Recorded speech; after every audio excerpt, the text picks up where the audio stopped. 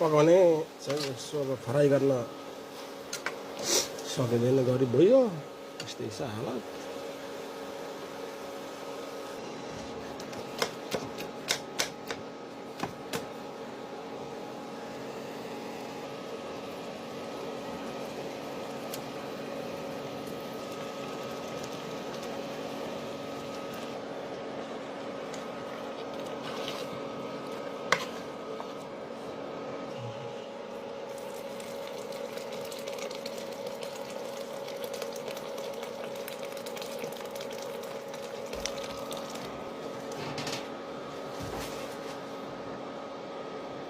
सट्ट यसलाई उमालिदिने होइन, अनि चाहिँ अब माछा रेडी हाम्रो